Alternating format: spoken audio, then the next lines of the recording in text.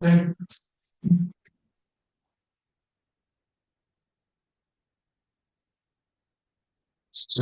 you know, consider service like so and correct this is very you're off from the whole back.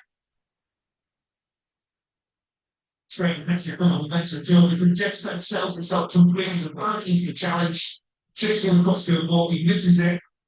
So makes two against one down the middle right, Mexico, the field defensive midfielder comes across, becomes the extra defender, reads the danger, and cuts it out.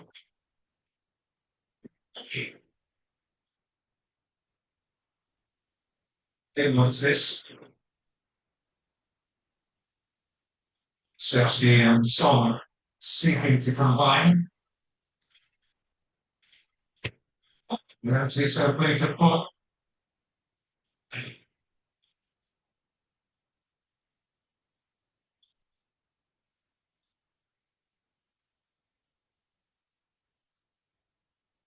The great satisfaction when a player shines and come through the academy. Great work from Carl and the soon. It's going to be hard.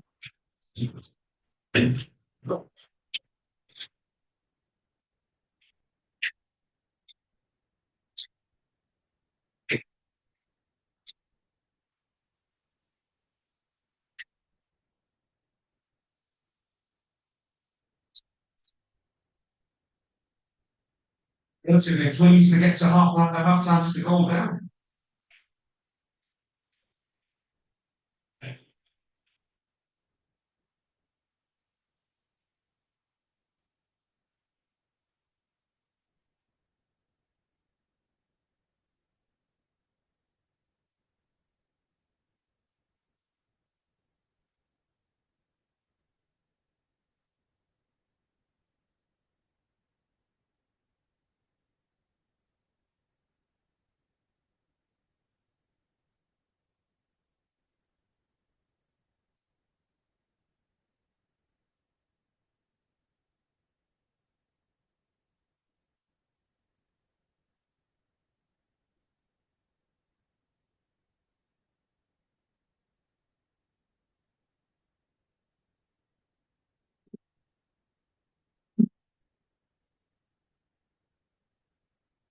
Hey, welcome, guys. So today I'm gonna go over this beautiful setup.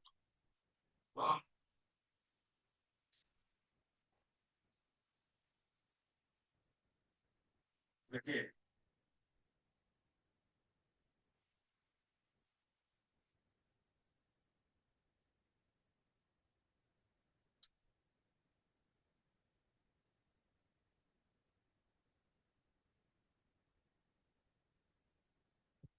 First, My players who can operate more as inside forwards. So I'm just waiting for a few people before I start. I'm getting the right number twos. He was a number.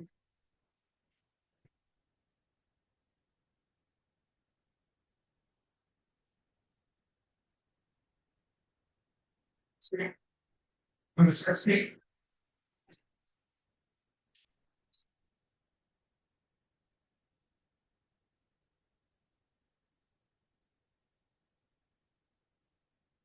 Oh, trying to score here because he looks at the far post. Got Tielemans just waiting to tap the ball in. Good ball inside over here. Gets on the play out, but that goes. So basically, what I look for in this setup But it, look at Tielemans. are this. He's got his head down. So hold on. Yeah, where Tielemans is. All right. So for this setup, I really look for a few components, and my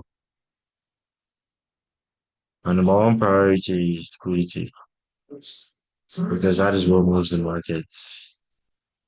Apparently, So now, where I look for liquidity details. Is there this setup? I always make sure the liquidity graph that led to a directional bias. Now, so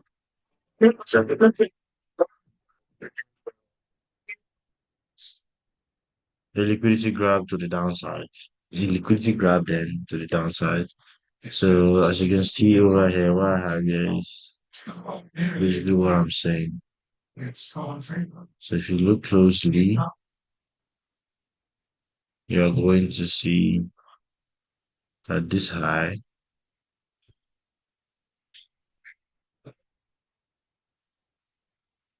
was taken out by this candle specifically. Okay, so that is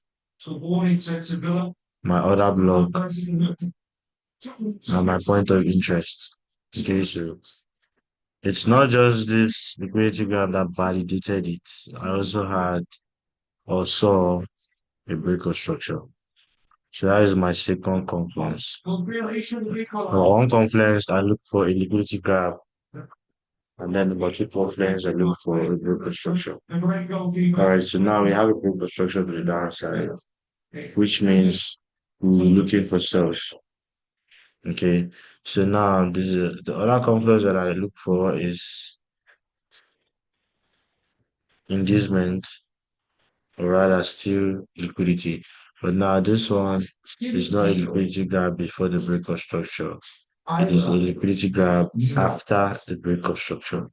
So as you can see here, what the market did was break structure to the downside, created a new high, and then continued down. So now this high that was created after the break of structure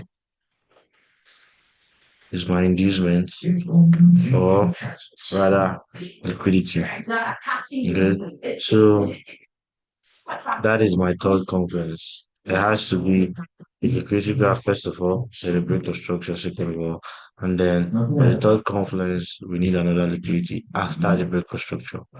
Okay, so now I'm going to clear my chart and mark this up again from the start so you can see. All right, so now this setup here, as you can see, if we're going to count the confluences, first had a liquidity grab from this high, price to cut this high, as our main confluence. Always to the destination. Another giant dog. And then for number two confluence, price book structure to the downside. Okay. Now, Never had a settle. for our third confluence, price left more liquidity after the break of structure. Okay. So now that is our third confluence. So we all know that for a trade to be good, you need three confluences or more. Right. So now this is where my edge comes in.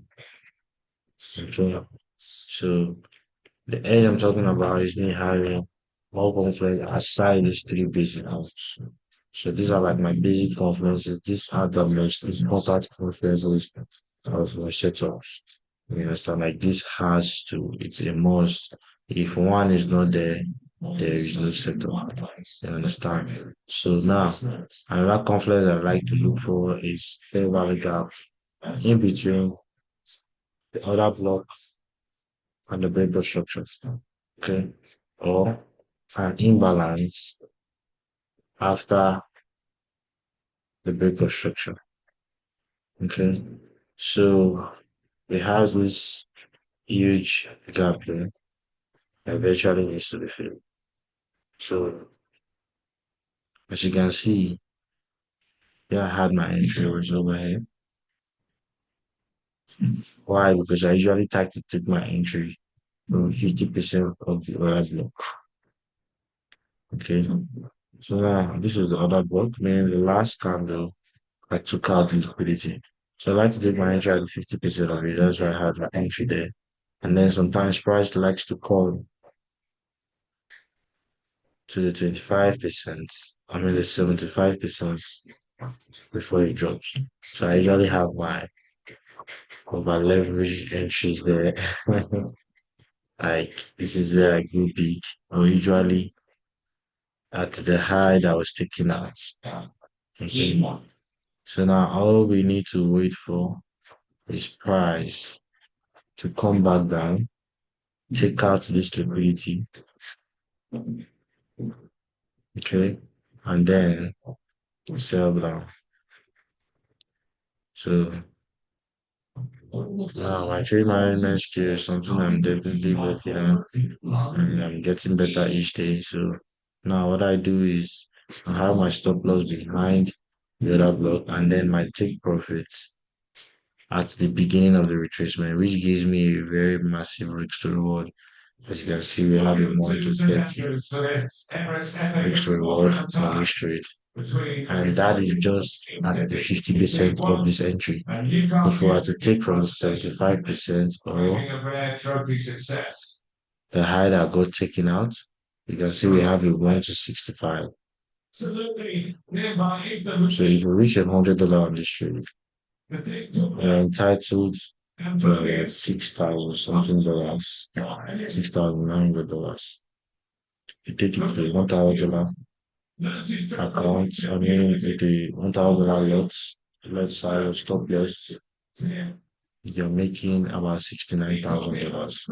So I'm gonna be risking this trade with about $200, and hopefully I get about 16 or 14K from it. So that's the plan. That's the goal. Hopefully I'm right, because if I'm wrong, the market is gonna take me out immediately gets in, because as you can see, my stop loss is very, very tight. So that's the setup, and that is all the things that I really look out for when I trade my setups. If I go to other pairs, you're gonna see that it's basically the same thing. So let me just show you EJ that I did last week. EJ did about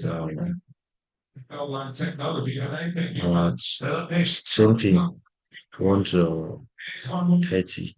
So now let's go over the setup, what happened. Okay, so as you can see, what was the first confluence that I said I look out for? The liquidity grab, okay, then the breakout structure. So over here we have this high that was taken out by this candle. Then we have the breakout structure. So we have our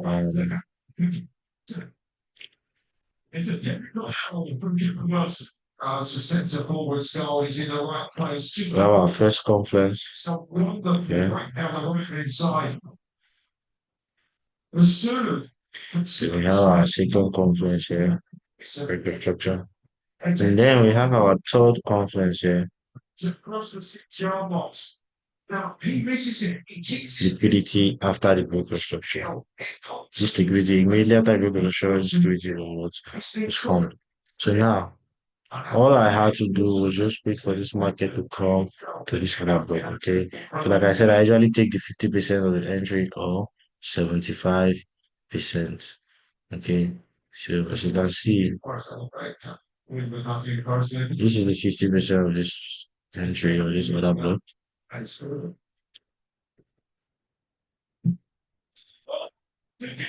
And then this is 75. Okay. And then I usually have my stop loss here above the other block. So now let's take out this gamble so it's more clear. Okay. So as you can see, if I just adjust my trade, you can see it's a 1 to 20 out check. So you can see price respected massively because it will give us the confirmation that it's going to drop, and then it came back and then it died. So as you can see, it's basically the same concept. 1 to 3 confluence that are very important, and then you can add the fair value gap to it if you want. And that's basically just it. You just have to be able to identify this setup, because you will see one and not see the rest. Like for example, here we have a breakout structure, but we don't have liquidity. You understand? And here we have also here we have a breakout structure that it wasn't really a breakout structure. So you just have to be able to identify this setup. So this is what I'm talking about. If you're able to identify this setup, all you have to do is wait for market to come to the other block, and then you sell or you buy. Because for the buy, it's going to be the opposite. Okay. So I hope this little knowledge that I've shared on this video is really helpful. And if you have more questions, you can hit me up in my DM and I'm gonna show you more of what I do. Okay. So thank you and make sure you keep learning, because learning don't stop, you know. I've been in this market for over 3 years now and I'm still learning. And as long as I keep learning, I'm gonna keep learning by the special grace of God. So aside Euro GBP and Euro JPY. So this is all I have for this week. For now, I know when the market opens tomorrow or this night, because it's night Sunday, that's when the market is going to open. So when the market opens, hopefully the other pairs gives us more setup. And I'm just gonna wait, and when you see our setup, we take action. Okay, so let's get it, guys.